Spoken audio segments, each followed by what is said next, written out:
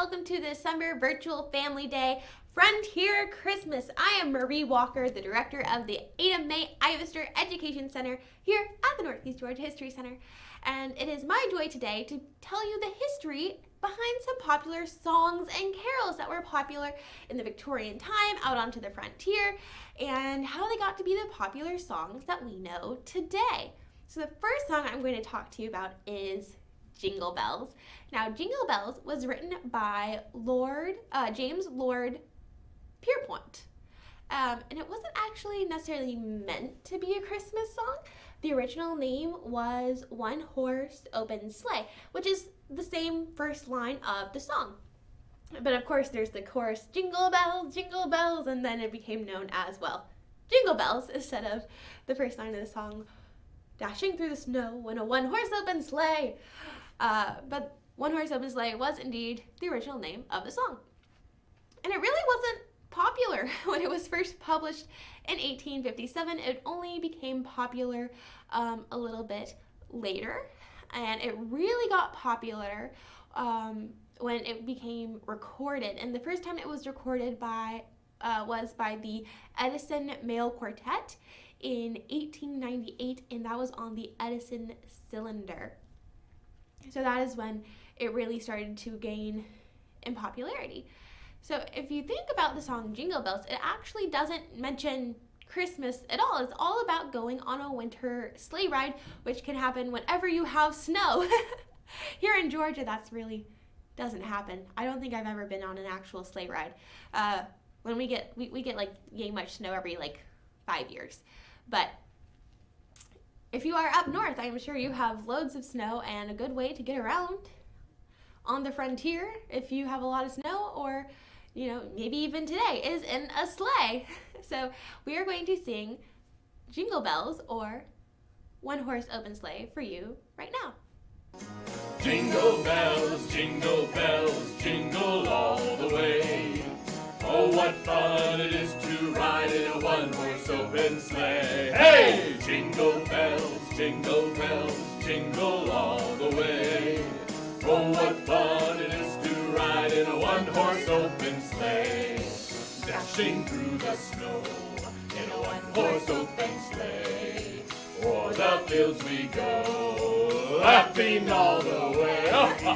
Bells on bobtail ring, making spirits bright. What fun it is to ride and sing a sleighing song tonight. Oh, jingle bells, jingle all the way. Oh, what fun it is to ride in a one-horse open sleigh. Hey! Jingle bells, jingle all the way. Oh, what fun it is to ride in a one-horse open sleigh. Jingle bells, jingle all the way. Oh, what fun it is to ride in a one-horse open sleigh. Hey! Jingle bells, jingle all the way. Oh, what fun it is to ride in a one-horse open sleigh. Ho-ho! Our next carol, so the last one was a Christmas song. It doesn't necessarily have a religious nature. This one's a carol because it does, a carol or a hymn. A lot of times we kind of just throw those terms around and everyone knows what you mean, but if you want to get down to the specific definitions of it, a Christmas song is one that is not of a religious nature, and a carol is one that is of a religious nature. So Hark, the Herald, Angels Sing was actually published in a collection of hymns and sacred poems in 1739. And it was originally called Hymn for Christmas. So this one was specifically for Christmas. Unlike the other one that was just kind of winter in general, this one is indeed for Christmas. Even says so in its original name. And it is by Charles Wesley, who wrote so many hymns and with a large part in establishing the denomination of Methodism. And there were also contributions from George Whitefield, as well as music adapted from Zwitserland, Don Dieren Goen by Felix Mendelssohn. So this was a little bit of a collaborative effort. Not that it was necessarily meant to be a collaborative effort. If people just kind of over a bit of time decided to take and add to Hark the Herald Angels Sing to where it's as we know it today. Christmas was not as big of a deal in the 1700s as it was in the 1800s. So in the 1800s, that's when it really started to gain popularity. It had been around for a while, obviously, because it was written in 1739, but it didn't start to gain popularity, and it really didn't sound or have all the exact words that we sing today until the mid-Victorian time. So this would be something that people on the American frontier would probably have been aware of and would have sung at religious gatherings. Hark the herald angels sing, glory to the newborn King. Peace on earth and mercy mild, God and sinners reconciled. Joyful all ye nations rise, join the triumph of the skies. With Jericho's proclaim, Christ is born in Bethlehem. Hark the herald angels sing, glory to the newborn King. Christ by highest heaven adored, Christ the everlasting Lord. Late in time, behold him come, offspring of the favored one. Veiled in flesh, the Godhead see, hail the incarnate deity. Pleased as man with man to dwell, Jesus our Emmanuel. Hark the herald angels sing, glory to the newborn King. The next carol is Good King Wenceslas, and this is a song about Wenceslas I, who was Duke of Bohemia in the 10th century. So it is after a historical figure that this one is written of, who was not a religious figure at first. He was a duke, and then he became king and a saint after his untimely death at the hands of his brother. He was murdered. So this song was actually written by an Anglican priest, John Mason Neale, in 1853. And this is when Christmas was gaining large amounts of popularity in the United Kingdom and in parts of the world that the United Kingdom had colonized. So America, or formerly colonized, such as America. So the tune is actually, so the words are from 1853, but the tune is actually a 13th century hymn called The Time is Near the Flowering. So you'll hear that in the cadence. It sounds very, very medieval-esque. The carol was written for the feast of Saint Stephen, which is actually the day after Christmas. Again, this is a Christmas song that actually does not mention Christmas specifically. It does indeed mention the feast day of Saint Stephen, which is the day after Christmas. In some parts of the world, it is called Boxing Day. It is actually the second day of Christmas. So when we think about the 12 days of Christmas or the whole Christmas song about it, sometimes people think that it's the days leading up to Christmas. Well, no, it's actually the first day of Christmas is Christmas Day, and then it's the 12 days after Christmas that lead to Epiphany, and that's when the 12 days of Christmas end is on Epiphany. So this is a song for the second day of Christmas, the Feast of St. Stephen, and Boxing Day. And it celebrates charitable giving, which is how you're supposed to celebrate the Feast of St. Stephen. Boxing Day is the second day of Christmas, is about giving to the poor, and you'll hear about that in the song. Good King Wenceslas went out on the feast of Stephen, when the snow lay round about, deep and crisp and even. Brightly shone the moon that night, though the frost was cruel, when the poor man came in sight, gathering winter fuel. Hither, page, and stand by me, if thou know'st his telling. Yonder peasant, who is he? Where and what his dwelling? Sire, he lives a goodly hence, underneath the mountain, right against the forest fence, by St. Agnes' fountain. Bring me flesh and bring me wine, bring me pine logs hither, now and I shall see him dine, when we bear him thither. Page and monarch, forth they went together, through the ruined wild lament, and the bitter weather. Sire, the night is darker now, and the wind blows stronger. Fails my heart, I know not how, I can go no longer.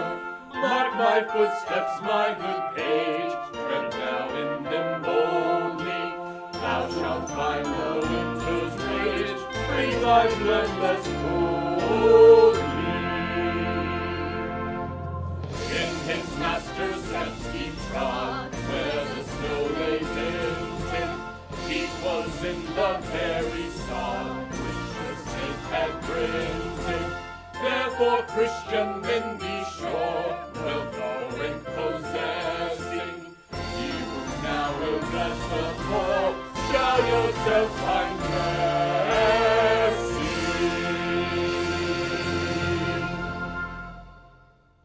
So, O Christmas Tree, it is a traditional German carol called O Tannenbaum, and it was first recorded by Ernest Anschutz in 1824.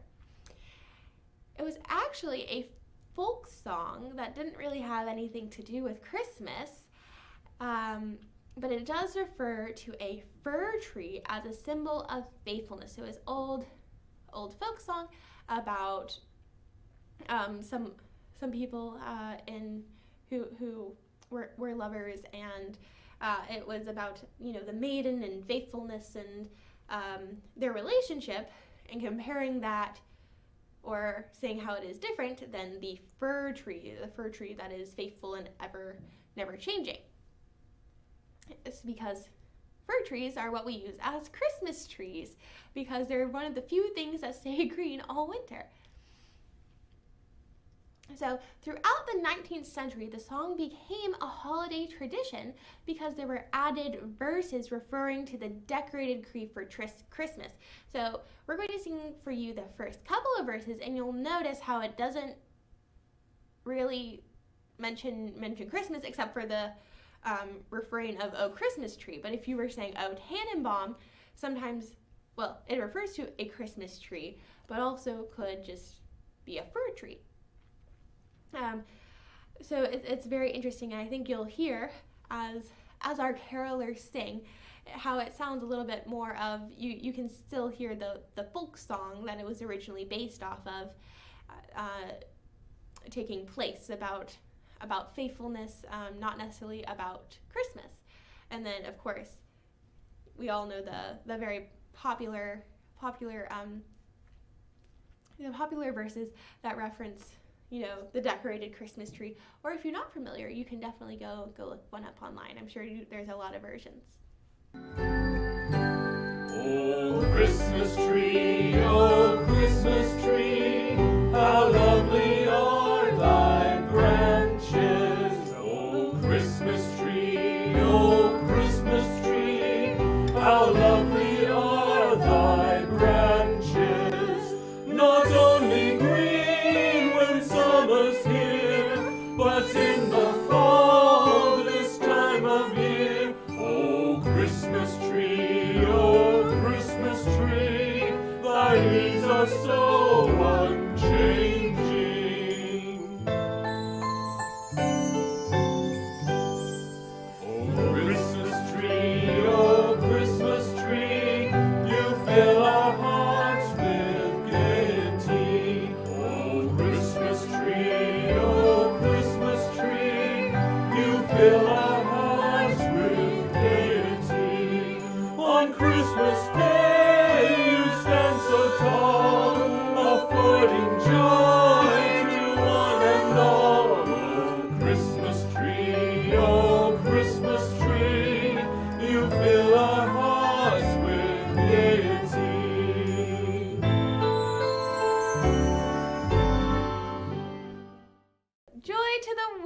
Herald by Isaac Watts draws its initial inspiration from Psalm 98, not from Luke, where the nativity story is found, or one of the most popular accounts of it.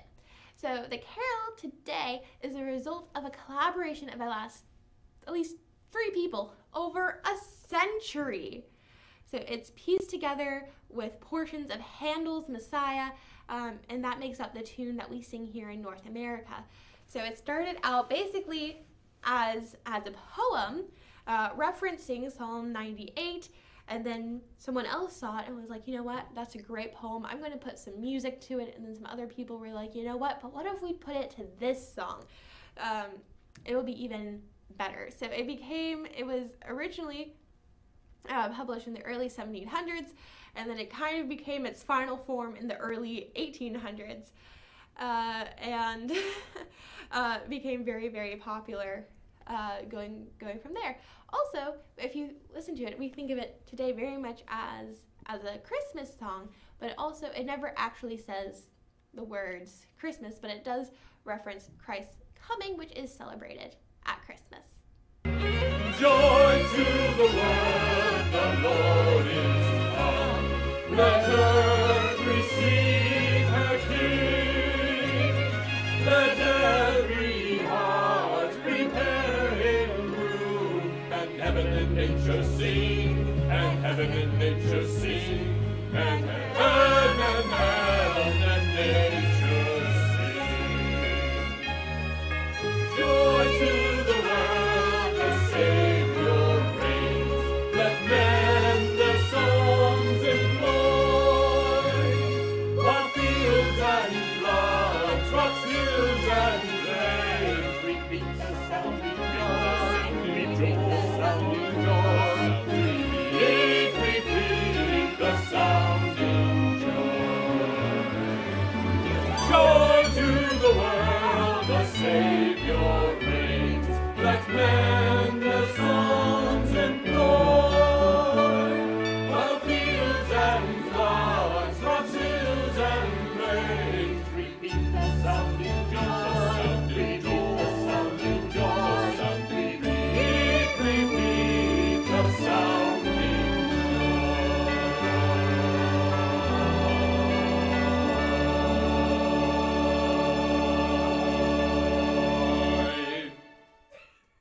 We wish you a Merry Christmas. It is a traditional English Christmas carol of really unknown origin. It is believed to date back into the 16th century, but of course, we aren't necessarily for certain about that. But in the West Country of England, there would be wealthy people in the community, and they traditionally gave Christmas treats to visiting carolers on Christmas Eve. And this song was really, really popularized in the 1930s by Arthur Warnell, but it was still popular before that as a thing that people did and continue to do during the Victorian time out to the American frontier, if you will. And you'll hear it in the song. It's the story of people coming to someone's house, wishing them a Merry Christmas, blessing them and their family, but then also asking for food in return, specifically figgy pudding. We wish you a Merry Christmas. We wish you a Merry Christmas. We wish you a Merry Christmas and a Happy New Year. Good tidings we bring to you and your kin.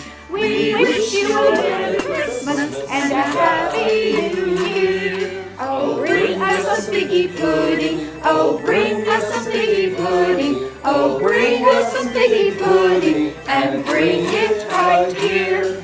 Good tidings we bring to you and your kin. We wish you a Merry Christmas and a Happy New Year. We won't go until we get some. We won't go until we get some. We won't go until we get some. So bring it right here. Good tidings we bring to you and your kin. We wish you a Merry Christmas and a Happy New Year. We all like our figgy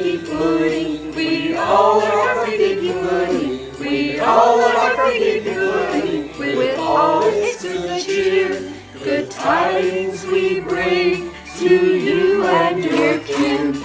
We wish you a Merry Christmas and a Happy New Year. We wish you a Merry Christmas. We wish you a Merry Christmas. We wish you a Merry Christmas and a Happy New Year.